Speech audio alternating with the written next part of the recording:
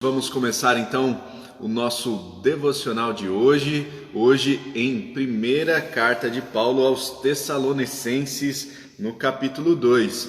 Nós vimos no nosso último devocional aqui, em 1 aos Tessalonicenses, capítulo 1, nós vimos a introdução da carta aos Tessalonicenses e nós vimos como essa igreja foi fundada pelo apóstolo Paulo junto com a equipe missionária. Lá essa história está registrada em Atos capítulo 17 e nós temos o poder de Deus chegando nessa igreja de forma transformadora. Nós vemos que o evangelho chega a essa igreja não apenas em palavra, mas também no poder do Espírito Santo, em plena convicção, provocando uma transformação nessa cidade, uma cidade que era uma cidade importantíssima para a região naquela época, era a capital da Macedônia.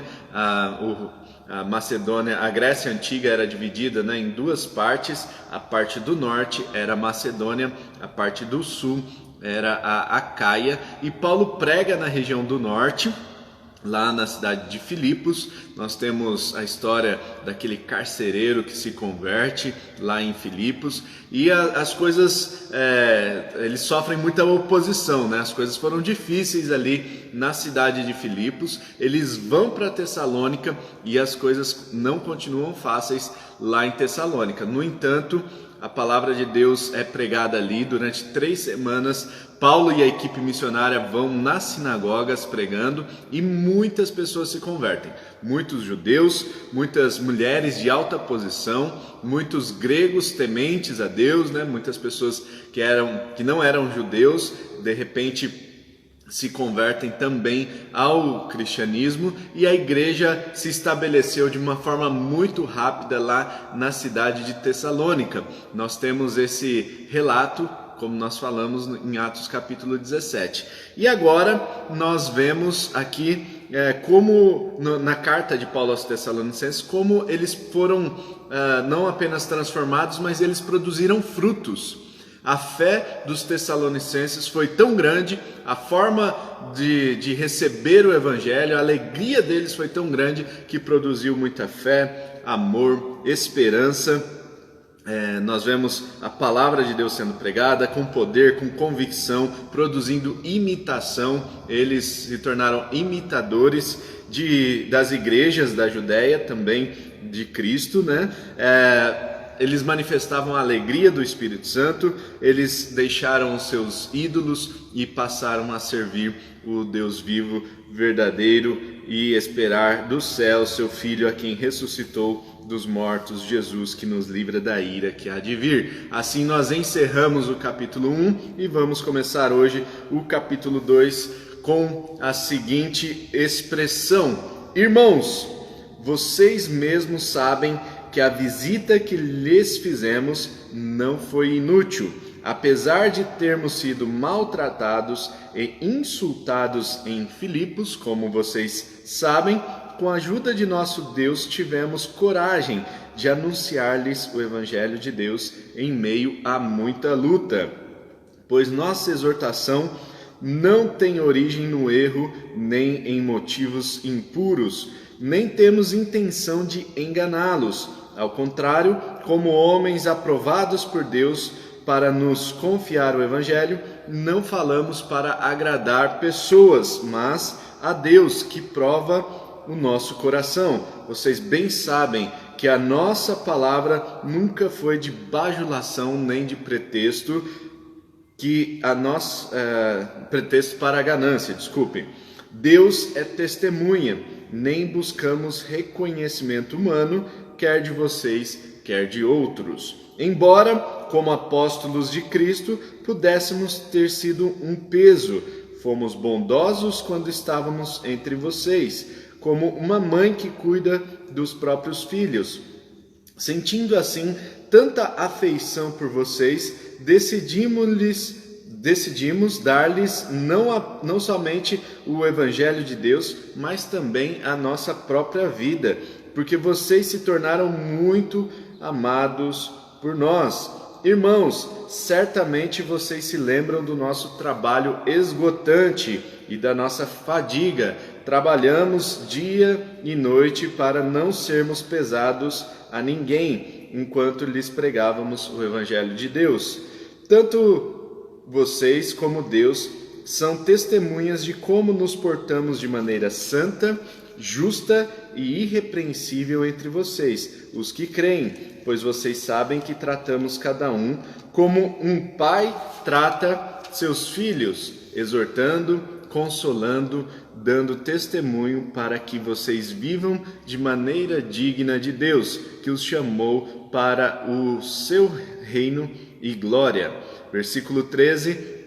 Também agradecemos a Deus sem cessar o fato de que, ao receberem de nossa parte a palavra de Deus, vocês a aceitaram, não como palavra de homens, mas conforme ela verdadeiramente é, como palavra de Deus, que atua com eficácia em vocês, os que creem, porque vocês, irmãos, tornaram-se imitadores das igrejas em Cristo Jesus que estão na Judéia. Vocês sofreram da parte dos seus próprios conterrâneos as mesmas coisas que aquelas igrejas sofreram da parte dos judeus, que mataram o Senhor Jesus e os profetas, e também nos perseguiram.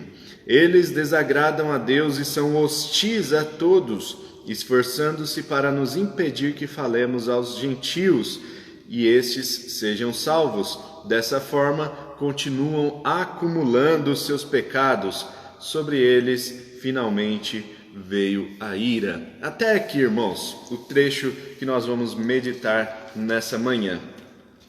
Bom, nós temos aqui no livro de 1 aos Tessalonicenses, no capítulo 2, Paulo abrindo o coração para os Tessalonicenses e dizendo: irmãos, quando nós estivemos aí no meio de vocês, eu acredito que essa visita não foi inútil, já que o Evangelho alcançou o coração de vocês, já que muitos milagres, muitos sinais, o poder de Deus estava sendo operado ali no meio dos Tessalonicenses. Mas não foi fácil. Nós sabemos que a pregação do Evangelho não é uma tarefa tão simples quanto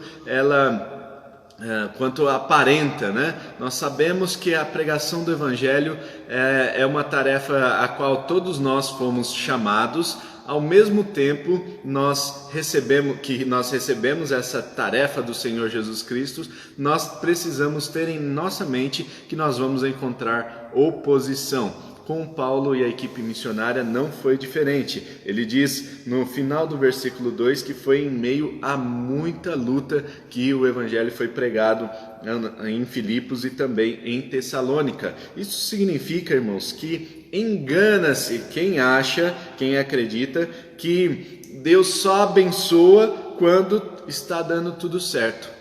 Isso muita gente acredita, né? Que é aquele tal princípio do Gamaliel, né? Se está dando tudo certo, se está tudo bem, então é porque Deus está no negócio e Deus está fazendo acontecer. Se está dando errado, é porque não é para a gente fazer, é para a gente sair dali, é para a gente parar de fazer aquilo ali. No entanto, nós vemos aqui esse teste de resiliência, como nós já falamos anteriormente aqui nos devocionais.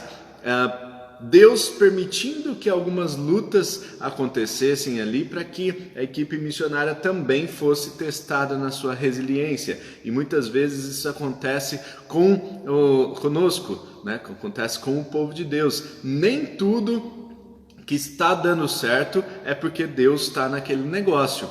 Nós vemos lá no livro de Gênesis, por exemplo, Nimrod, um grande homem, né, forte como Nimrod, né, ninguém pode com Nimrod. E aí nós vemos Nimrod fundando várias cidades, crescendo vários impérios ali, investindo para o crescimento de vários impérios, mas Deus não estava naquele negócio não. Nós vemos que a partir das nações que foram constituídas por Nimrod, muitas guerras, muitas lutas, e a própria Torre de Babel veio a partir daquele homem. Ou seja, nem tudo que está dando certo é porque Deus está naquele negócio. Às vezes a oposição faz com que a gente seja treinado em alguns aspectos e e a oposição às vezes é permissão de Deus mesmo, para que a gente seja testado na nossa resiliência, para que a gente permaneça firme até o final. E esta é a exortação de hoje, né? Que nós permaneçamos firmes até o final. Se você está em Cristo, você é nova criatura e você precisa permanecer firme, você precisa perseverar, você precisa ser aguerrido, ter gana, né? Não abandonar os caminhos do Senhor, não retroceder. O Senhor está contigo, o Senhor está segurando aí a sua mão, o Senhor está te ajudando a levantar, o Senhor vai te conduzir, o Senhor vai te abençoar e Ele vai te ajudar diante da oposição. Nós sabemos que quanto mais oposição, mais a glória de Deus é manifesta. Então, oposição contendiosa é igual a pregação vitoriosa. Oposição contendiosa é igual a pregação vitoriosa. Então, quanto mais tem oposição, quanto mais o inimigo se levanta para tentar te atrapalhar, para tentar te segurar, mais a glória de Deus vai ser manifesta, mais a graça de Deus vai ser manifesta na sua vida e você vai experimentar uma grande vitória na sua vida. Quanto mais oposição tiver, né, mais vitória, mais a vitória será valorizada. Amém, irmãos? Se você está entendendo isso que eu estou falando hoje para você aqui, que Deus está trazendo para a gente nessa manhã, então comenta aqui embaixo, dê um amém aí, um glória a Deus, para saber se você está acordado também, se você está com a gente aqui. Vamos lá, né? Então, quanto mais oposição, né, creia que mais a vitória será valorizada. E isso é muito importante para que a gente continue firmes, para que a gente continue na propagação do Evangelho. Por quê? Porque, irmãos, nós temos aqui o porquê, né? Nos versículos 4, 5 e 6, temos Paulo falando assim que ele não estava buscando a aprovação de homens, ele não estava buscando a aprovação de pessoas, mas ele estava buscando a aprovação de Deus. Isso porque nós precisamos ter aí um Wi-Fi, uma conexão especial com Deus, para que nós recebamos a instrução de Deus, nós recebamos essa missão de Deus e tenhamos firmes convicção no nosso coração, na nossa mente, daquilo que nós estamos fazendo para a glória de Deus. Nós não precisamos agradar a pessoas, não precisamos nos preocupar em agradar a homens. E eu vou contar um segredinho para vocês aqui, eu vou até falar baixinho, porque as paredes têm ouvidos, né? Quando a gente agrada a Deus, por consequência, nós vamos agradar aos homens. Não conta isso para ninguém não, viu? Mas olha só, quando a gente agrada a Deus, por consequência, nós vamos também agradar aos homens. Pode ser que tenha algum tipo de oposição, mas você vai ver como Deus vai agir nas circunstâncias para que as pessoas tenham os seus corações transformados. Deus é especialista em transformar corações. Deus prefere mudar os corações do que as circunstâncias. Deus prefere mudar o coração, o seu coração, mudar a sua forma de entender as coisas do que as circunstâncias. Deus é todo poderoso. Ele poderia mudar muito bem as circunstâncias, mas Ele prefere mudar o nosso coração do que as circunstâncias. Ou seja, a nossa forma de enxergar o mundo é transformada, a nossa forma de enxergar a oposição é mudada, e assim nós enxergamos a oposição como sendo algo que alavanca o nosso trabalho, alavanca a propagação do Evangelho, e mais, quanto mais oposição, mais vitória. Quanto mais oposição contendiosa, mais a pregação será vitoriosa. Nós não precisamos buscar o reconhecimento humano, nós não precisamos buscar palavras bajuladoras, que ele usa aqui a expressão, né? Nunca, vocês sabem que a nossa palavra nunca foi de bajulação, nem de pretexto para a ganância. Sabe aquela pessoa que fica te elogiando ali, sabe, falando um monte de coisa sobre você? Tenha muito cuidado com esse tipo de pessoa que fica falando muita coisa, sabe? Te bajulando, ou ela está querendo alguma coisa, né? Ou certamente ela está fazendo algo por trás de você e ela está ali querendo encobrir esse tipo de coisa, né? Mas, irmãos, nós precisamos entender que nós somos chamados para ser profetas nesse tempo. Nós somos profetas, nós somos boca de Deus para a pregação do Evangelho de Deus no nosso tempo. E se nós somos profetas, os profetas, eles tinham uma função muito significativa, não somente no Antigo Testamento, mas também alguns no Novo Testamento. Eles eram responsáveis por proferir, né? Então daí vem a palavra profeta, né? Proferir o juízo, a condenação, também a bênção de Deus, né? Então nós, como profetas do nosso tempo, nós temos essa responsabilidade em sermos fiéis e agradar a Deus, em sermos fiéis, em sermos boca de Deus e não boca de homens, não boca de outras pessoas e não boca daquilo que está dentro do nosso coração, né? Porque a boca fala aquilo que o coração está cheio, mas nós precisamos nos encher de Deus, encher o nosso coração de Deus, para que ao abrir dos nossos lábios, ao abrir da nossa boca, saia somente a palavra de Deus. Uma vez eu conversei com um senhor coreano e ele tinha lido a Bíblia mais de 800 vezes, segundo ele, né? Ele estava compartilhando com a gente da experiência de ter lido a Bíblia mais de 800 vezes. Ele tinha já, na época, 80 e poucos anos, né? 84 anos aproximadamente, mas ele pregava com uma vitalidade, pregava assim de uma forma tão viva, tão forte, que eu fiquei impressionado. Mesmo com a idade avançada, ele tinha muita vida dentro dele, pregava com muita força, né? E toda vez que a gente conversava, as palavras dele, a gente percebia assim que eram versículos, eram somente palavra de Deus, porque ele estava tão cheio da palavra de Deus que quando ele abria a boca, o que saía dele era apenas palavra de Deus. E é assim que nós devemos ser, irmãos. Nós precisamos nos encher de Deus de tal forma que quando nós abrirmos a nossa boca, saia somente palavra de Deus, saia somente a verdade, saia somente palavras que vão edificar as outras pessoas. Nós somos esses profetas da nossa geração, nós vamos trazer, sim, palavras duras às vezes, de confrontação, de exortação, de consolação, mas nós precisamos assumir essa responsabilidade como profetas do nosso tempo, amém?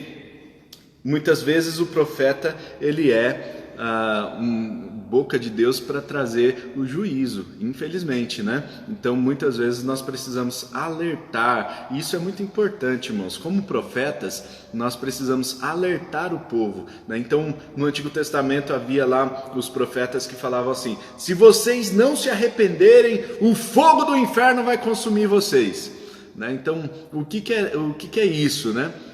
Ele estava vendo que o povo estava caminhando para virar as costas para Deus e caminhando para o inferno. Então o profeta, ele é este homem, essa mulher que vai alertar em relação ao perigo do pecado, em relação ao perigo do esfriamento espiritual, do embotamento espiritual, da frieza espiritual que precisa ser vencida nos nossos tempos. Nós somos vozes de Deus nesse tempo, amém?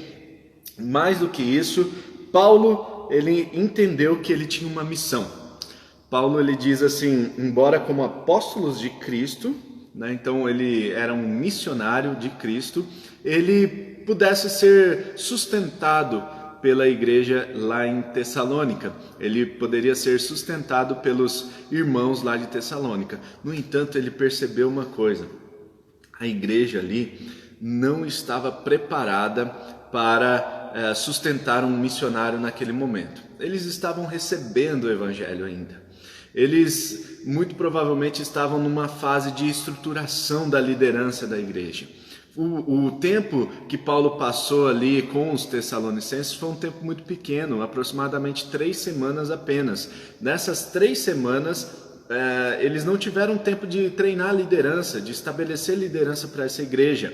Ou seja, Paulo entendeu que o contexto ali ainda era de crescimento e ele não poderia solicitar que a igreja o sustentasse financeiramente. Por isso, nesse tempo, Paulo continuou trabalhando junto com os outros discípulos ali, né, junto com os outros da equipe missionária. Ele continuou trabalhando, fazendo tendas, né? Então ele tinha ali 2 empregos, né? Era melhor do que era no nível do Július ali, né? Ele trabalhava fazendo tendas e ele trabalhava também na obra missionária. Ele era um apóstolo de Cristo e ele entendeu que não poderia ser um peso para aquela igreja e por isso ele executou dessa forma a missão durante aquele tempo. Isso provocou um grande cansaço, isso é verdade.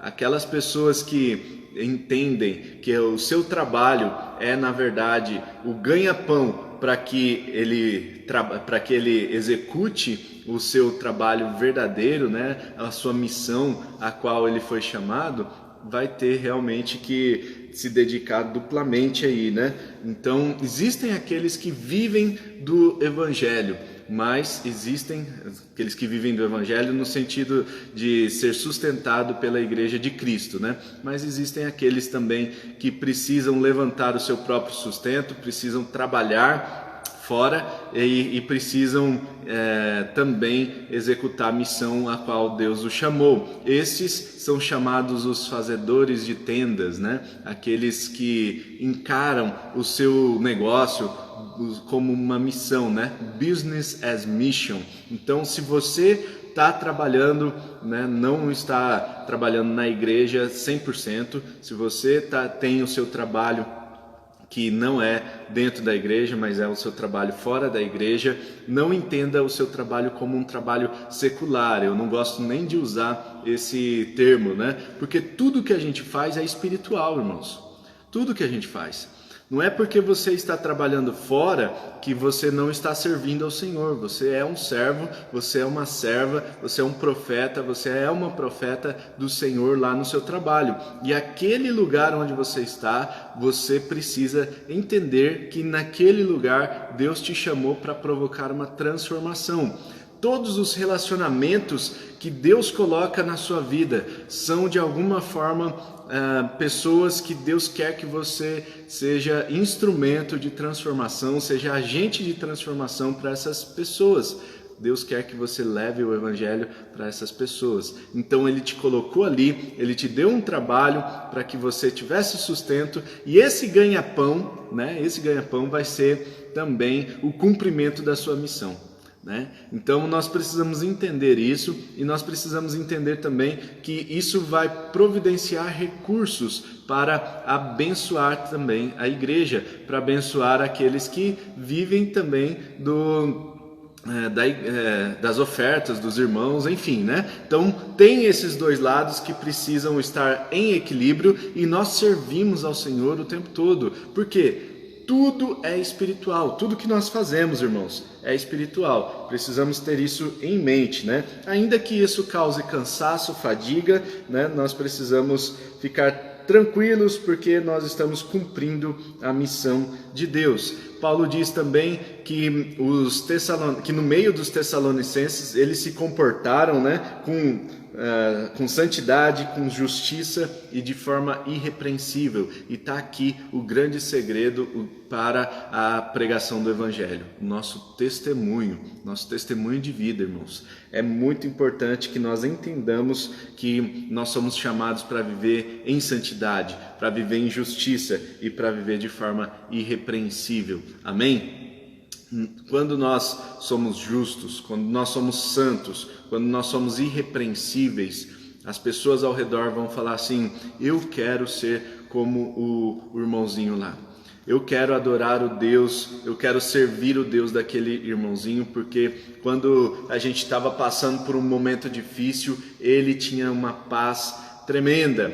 Esta pessoa transmitia uma paz, porque mesmo diante da tribulação, mesmo diante dos problemas, essa pessoa estava apegada a Cristo, e eu quero servir o Deus dessa pessoa. Nós vamos apresentar a Deus de forma íntegra, né, quando nós vivemos esse evangelho.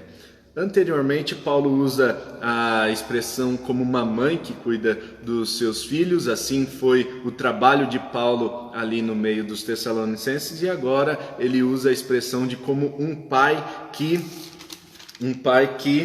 trata dos seus filhos. Olha só que interessante, né? O papel da mãe é cuidar, né? E o papel do pai é tratar, né? Então, aqui no texto, tá? Não estou falando que é só isso, né? É claro que aqui a intenção de Paulo não é trazer um tratado sobre a família, né? A função do pai e da mãe. Mas nós sabemos aqui que Paulo tratou, então, com os Tessalonicenses de forma que como um pai trata dos seus filhos, com exortação, com consolação e dando o testemunho. Irmãos, ressalta aqui a importância de nós termos um bom testemunho. A partir do nosso testemunho, as pessoas conhecerão a Deus. Então, qual tem sido o seu testemunho? A palavra de Deus, irmãos, ela é eficaz, ela vai cumprir o seu propósito. A palavra de Deus, ela foi criada para trazer vida, ela foi criada para nos alcançar, né? Eu preguei nesse domingo aqui na igreja, né? A palavra de Deus é viva, ela é eficaz, ela tem vida por si mesma, ela é eficaz porque ela vai cumprir o seu propósito para o qual ela foi criada, ela tem poder em si mesma. Então a palavra de Deus, ela vai alcançar as pessoas. Por meio de quem? Por meio de nós. Nós somos as cartas vivas, nós somos as cartas de Deus, nós somos as cartas que Deus escreveu para que as pessoas leiam. E as pessoas estão nos lendo em todo o instante, que eles possam ler em nós uma carta de amor, uma carta de santidade, uma carta de justiça, uma carta irrepreensível, e assim essas pessoas sejam alcançadas pelo poder do Evangelho. Nosso papel, irmãos, é apenas imitar a Cristo, imitar, como Paulo usou aqui a expressão, né? Imitar as igrejas de Deus. Mas o nosso papel, mais do que igreja, templo, né? Nós precisamos entender que nós somos a igreja de Deus, nós somos o templo em que Deus habita, e a partir disso nós vamos ser imitadores uns dos outros, né? Assim como essas pessoas imitam ao nosso Deus, essas pessoas imitam a Cristo, e assim esse testemunho, essa palavra testemunho em grego é martiria, né? Então que nós estejamos preparados até mesmo para o martírio, para testemunhar, sermos testemunhas oculares do poder de Deus. E a palavra de Deus também diz que o povo perece por falta de conhecimento. Jesus disse: vocês erram porque não conhecem as Escrituras e nem o poder de Deus. Então nós temos oportunidade hoje de testemunhar, e saiba que nós enfrentaremos oposição, mas que o nosso testemunho seja firme, que as nossas vidas sejam cartas vivas, cartas que vão testemunhar do poder de Deus nas nossas vidas. E para encerrar, irmãos, eu quero encerrar com uma frase de Facebook, né? Uma frase de rede social aí: árvore que dá muito fruto leva pedrada. Árvore que dá fruto leva pedrada, porque as pessoas vão querer pegar o fruto daquela árvore, e então vai ter pedrada, né? Então, se você tem dado fruto, se Deus tem manifesto grandes coisas na sua vida, fique tranquilo, você vai ter muita oposição. Não precisa procurar a oposição, não, ela aparece, né? É incrível como aparece, mas ao aparecer a oposição, que você tenha em mente sempre que você precisa ser uma carta viva do Senhor. Você é essa carta viva do Senhor. Amém? Vamos orar para que Deus nos dê a oportunidade hoje de manifestar a sua graça e seu imenso amor por meio do nosso testemunho de vida. Pai Celestial, muito obrigado pelo estudo de hoje, muito obrigado porque nós temos esse privilégio de servir ao Senhor. Muito obrigado a Deus porque as suas misericórdias se renovam a cada manhã e neste dia elas já se renovaram sobre as nossas vidas. E hoje, Senhor, nós temos a oportunidade de experimentar a bênção do Senhor nos alcançando. Nós temos a oportunidade de viver uma vida santa, uma vida justa, uma vida irrepreensível. E Deus, que nós sejamos tocados, nós sejamos plenos, nós sejamos preenchidos pelo Teu imenso amor.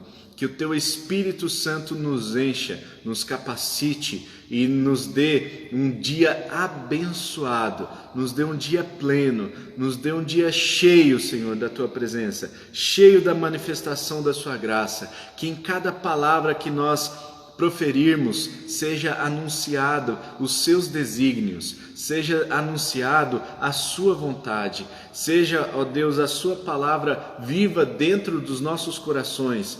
E assim, ó Deus, quando nós abrirmos os nossos lábios, que saia somente palavras de verdade, palavras que vão trazer vida para as pessoas que estão ao nosso redor. Que em cada relacionamento, ó Deus, a Tua glória seja manifesta nas nossas vidas. Nós oramos, ó Deus, para que nosso dia seja um dia cheio da Tua presença, cheio do Teu Santo Espírito e que tenhamos a oportunidade de testemunhar desse amor que nos alcançou e que pode também alcançar as pessoas ao nosso redor.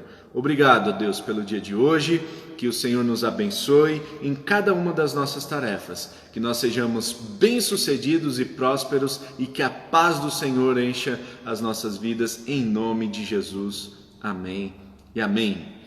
Amém, irmãos. Deus abençoe a todos, Deus abençoe o seu dia, que você encontre nas coisas que você está fazendo hoje o propósito do Senhor, que você encontre a vontade do Senhor no dia de hoje, que seja um dia diferente. E eu quero ouvir, e ler os testemunhos depois das bênçãos que vocês experimentaram hoje, no dia de hoje, que o Senhor possa encher as nossas vidas no dia de hoje e sejam imitadores, assim como Paulo foi um imitador de Cristo, que nós sejamos imitadores de Paulo e depois também de Cristo, assim nós possamos testemunhar do amor de Deus a todas as pessoas.